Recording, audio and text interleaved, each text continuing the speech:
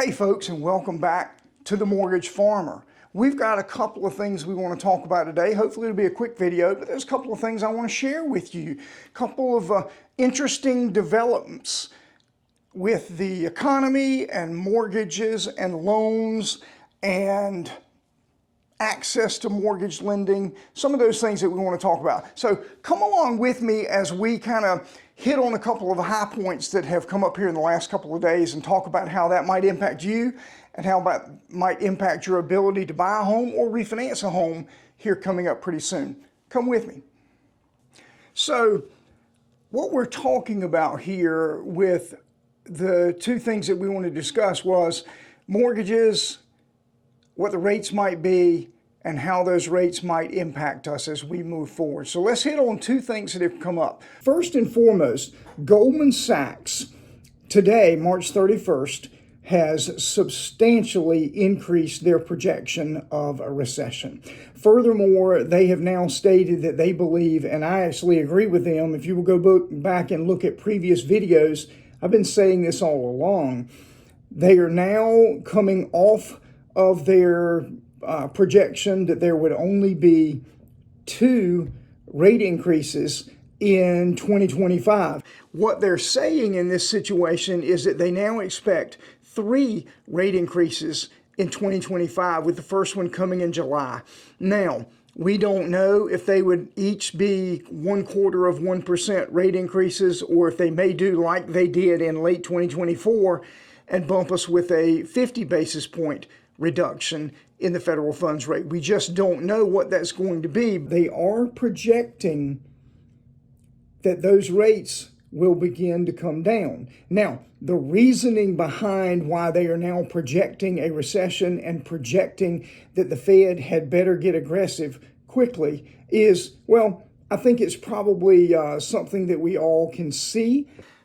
I am not, nor have I ever been, and if you've watched this channel, you know that I try to stay out of the politics because your political beliefs are singularly yours and mine are singularly mine, and I don't believe it is my place to try to persuade you like many others. And if you want a channel that attempts to persuade you or attempts to align directly with your political beliefs, there are lots of channels out there that you can find. I promise you, if you look, you can find 5 or 6 that you would thoroughly enjoy if politics is what you're after. That's not for me. However, it doesn't mean that politics don't have an ancillary relationship with mortgages and rates and the economy in general. So we'll talk about that here.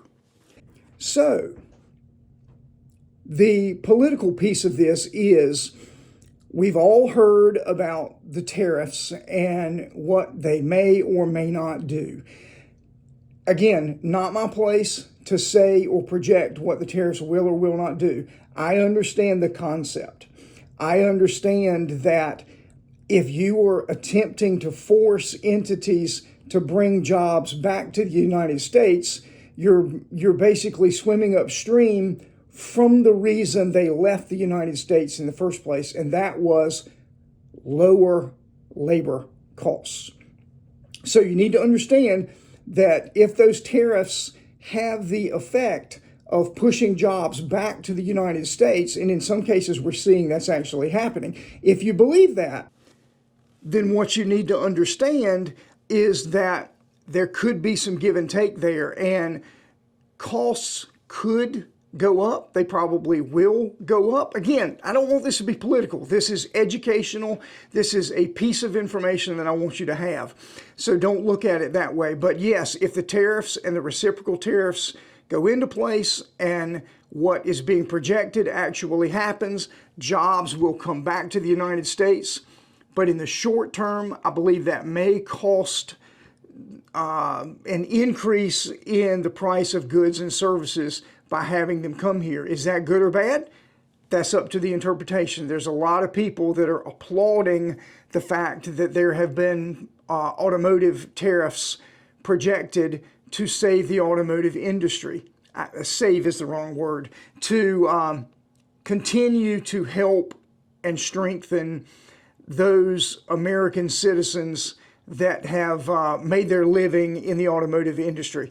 neither for nor against, just sharing the information. Goldman Sachs believes that because of many of the things that are happening, mostly the tariffs, that recession is a strong possibility. They have now increased their probability of recession to almost align with what I said right here at the Mortgage Farmer about a projected recession and that soft landing that we've talked about before, and the fact that I just didn't believe that it was something feasible. Now, we just watched SpaceX have a pretty soft landing, bringing the astronauts back down from the International Space Station, but that doesn't mean that the economy is going to have that. I believe that the recession is on the way, but here's where the Fed comes into play, and here's where Goldman Sachs is coming up with the juice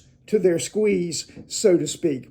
Because the recession is imminent, one of the primary tools to fight that is to lower the federal funds rate, which in effect pushes down car loan rates, home equity line rates, student loan rates, credit card rates, and to a degree, it puts some pressure on the mortgage-backed securities market to push down mortgage lending rates. So we don't want to see a recession.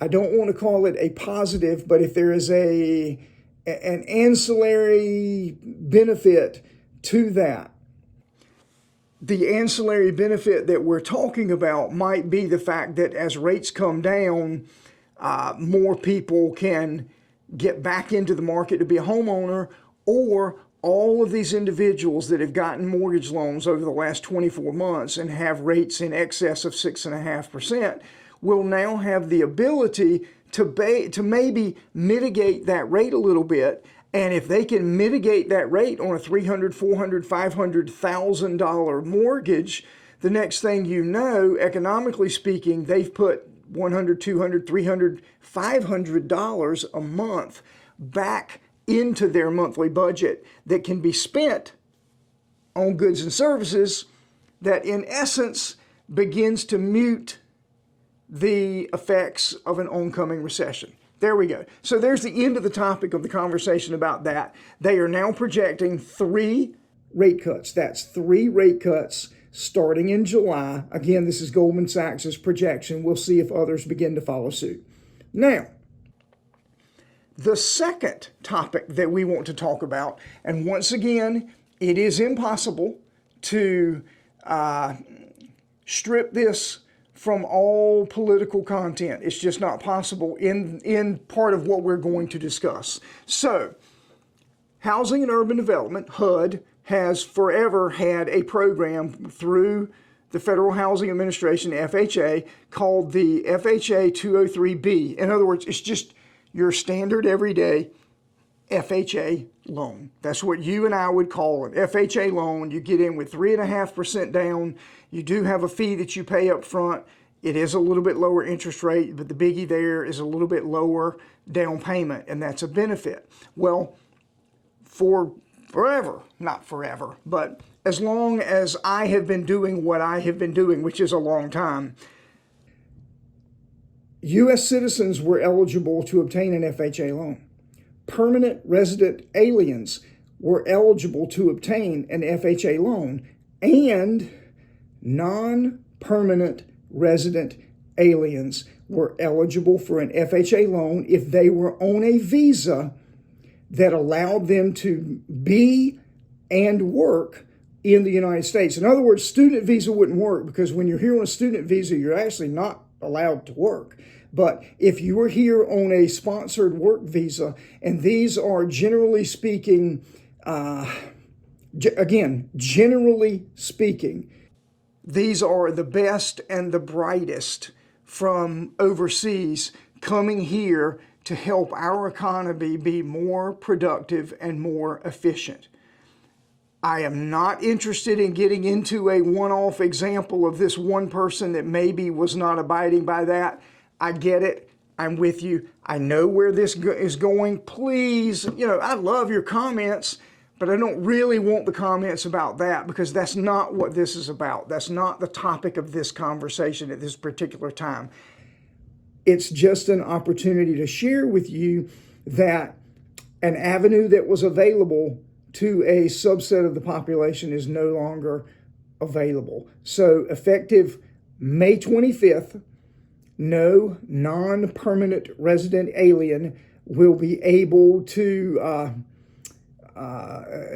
take advantage of the FHA 203B loan program. Furthermore, refinances of already existing 203B FHA loans would also not be eligible for individuals that are non-permanent resident aliens. I am not coming down on one side of the fence or the other. I have my opinions. I keep those opinions to myself because they are solely my opinions, and I don't believe it is my place to sway your opinion. You are absolutely entitled to your opinion, as am I, but this is not the forum for me to beat you over the head with what I think or feel, so I will keep that to myself. However, having said that, it is important to note that that was one of the primary mortgage outlets for this subset of the population, where individuals from overseas would come here, and in many cases they would come because they were sponsored by their employer, because the employer wanted the best and the brightest developers and critical thinking minds to come here so that they can contribute to the workforce. Again, neither here nor there. I'm just announcing that effective May 25th, with all new case numbers pulled effective May 25th, 2025, non-permanent resident aliens are not eligible for government FHA-backed financing. I hope you've enjoyed this video.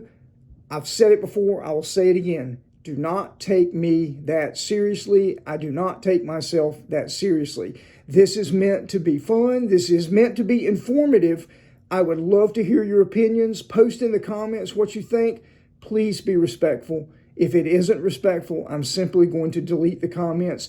Everyone has a right to their opinion, but on this channel, I ask that you respect that everyone may have an opinion different from yours. Please keep it on topic. But the two things we wanted to hit on: it is now believed that the economy is likely, it isn't there, but is likely or projected to possibly go into a recession.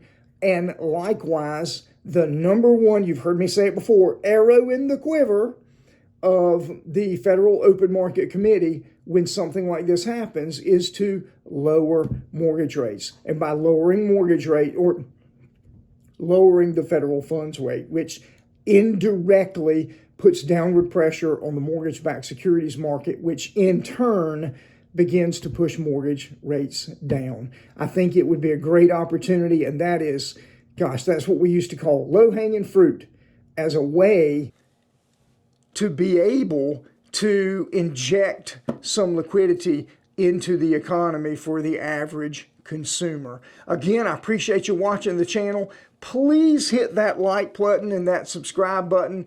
Comment. Tell me what you think. I'm interested in hearing what you have to think. I appreciate you spending a few minutes with me here. It is March 31st, so I can assure you this is not an April Fool's joke. But stick with us and come back next time right here on The Mortgage Farmer.